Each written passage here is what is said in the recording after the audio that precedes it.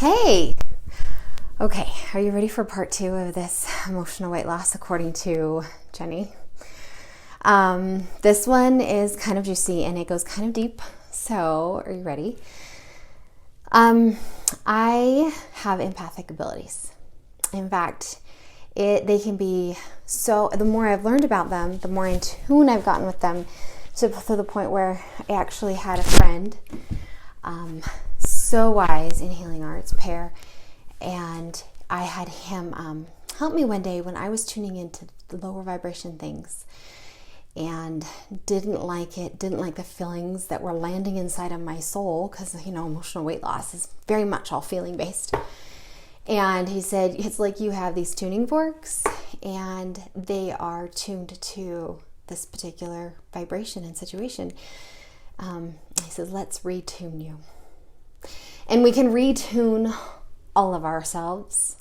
So that's what today's about, retuning. Now, in my empathic abilities, I also will mention that we can store a lot of DNA stories from our family history in our DNA.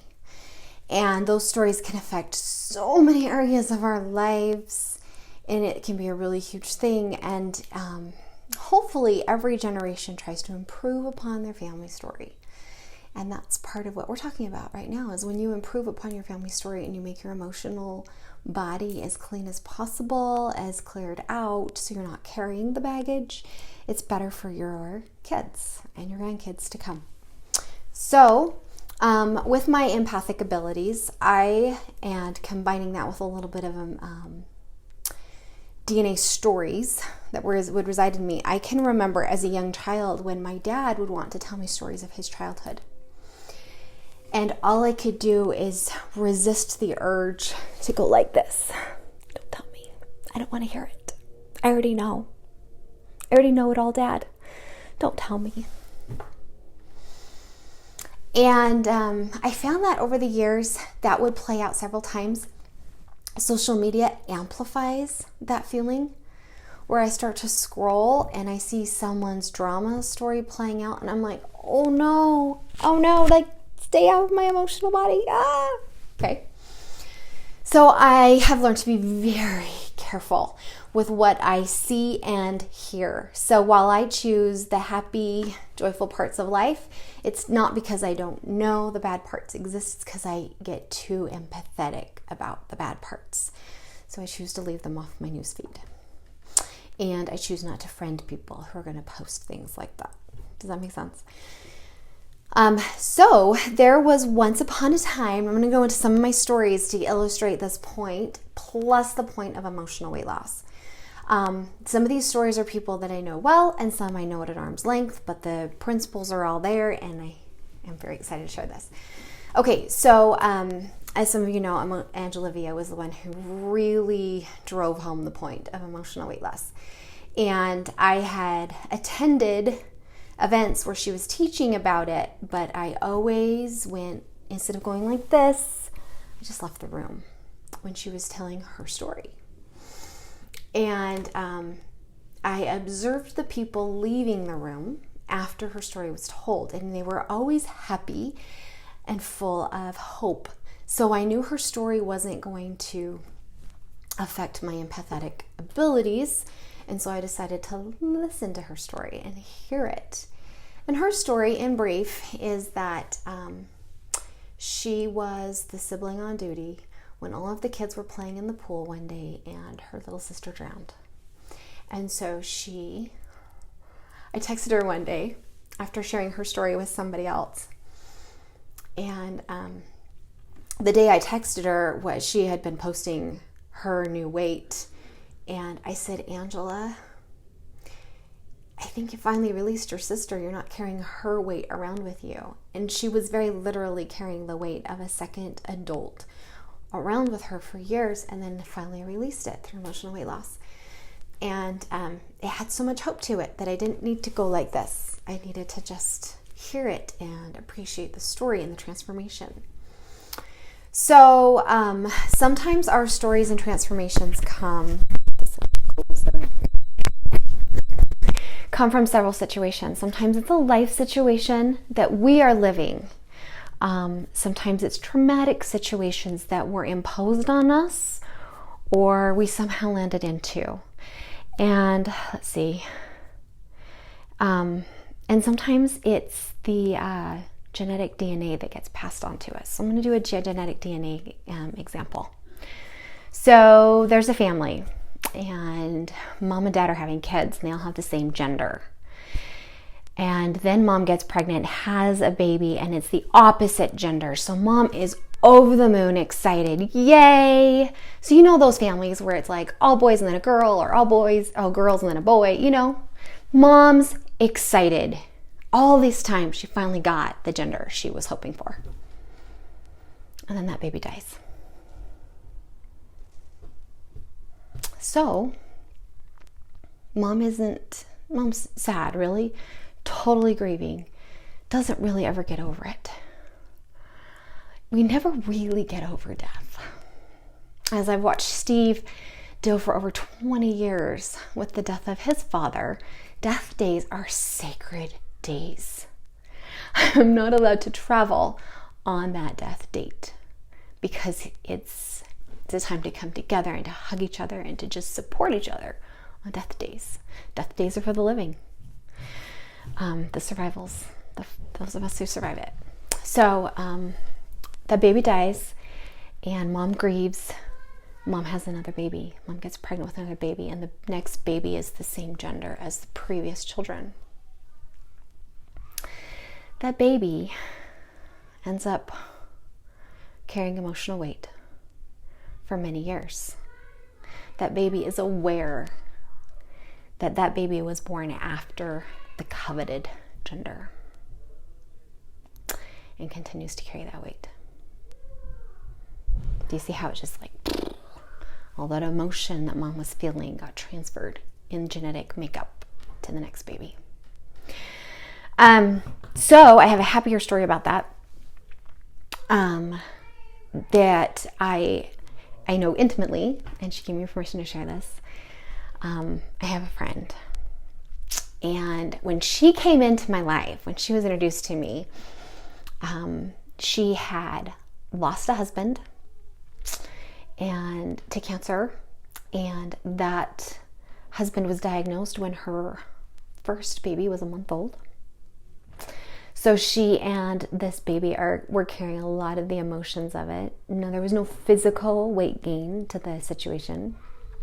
And then she ends up, excuse me, husband dies. She moves on with life, remarries, has a baby, then has a second baby. And the second baby is the opposite gender of the first two children. And that baby dies. So at that time, I contacted her and I said, I want to help you through this. I want to help you through your grieving process, because in the event you ever have another child, I want to see your situation be different than this other story I know. And she did. She's pregnant. She's having a baby, same gender as the baby that died. And I see so much peace,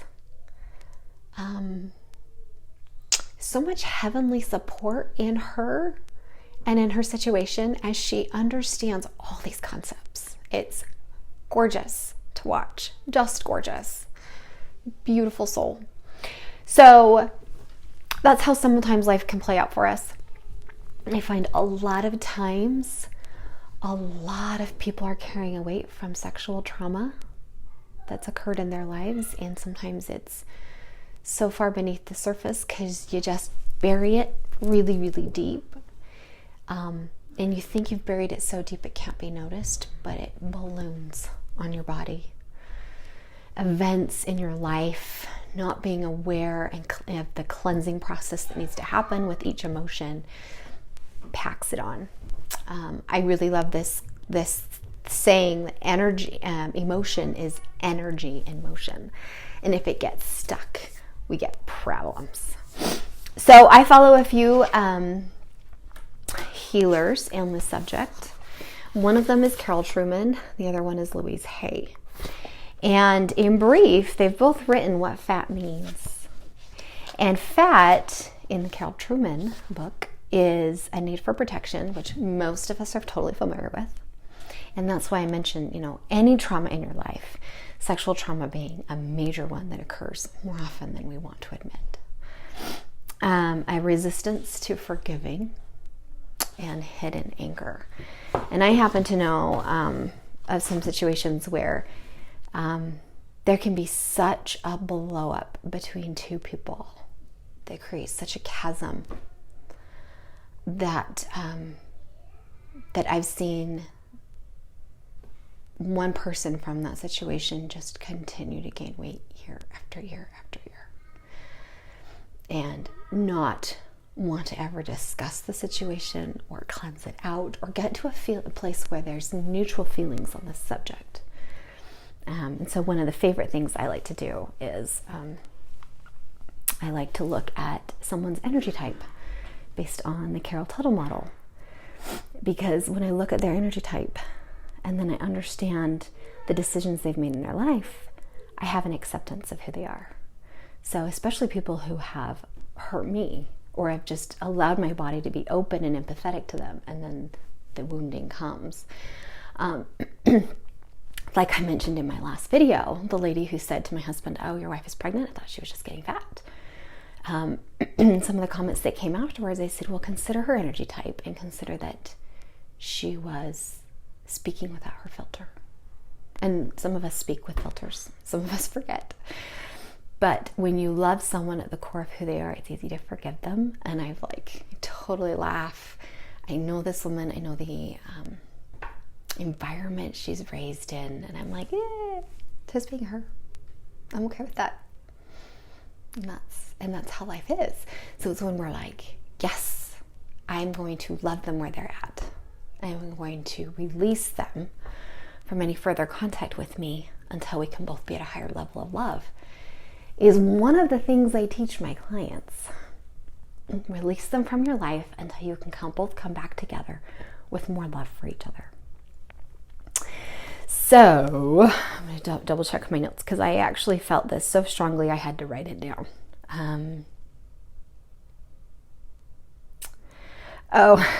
There's this. This is my final thought. And when it came to me, I was like, oh, that's really cute. So there's a book. There's a book or a story or something I came across in the years of raising my little preschoolers. And it's teaching over, under, around, and through. And so over and over again in this book, it says, can't go over it, can't go under it, can't go around it. I've got to go through it. So consider that with your weight loss journey, your emotional cleansing weight loss journey. You can't go over it, you can't go under it, and you can't stuff it away. The only way is through it. And you don't have to fill every little bit of it like you would in therapy. That's not the point. The point is to cleanse and release. And that doesn't mean reliving it and re-injuring yourself from a traumatic situation. You'll find that there are people in your life that will want to retell a traumatic story in their life over and over and over again.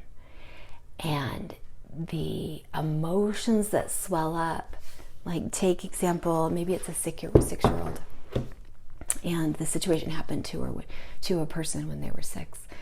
And over time, they are now 50, 60 years old.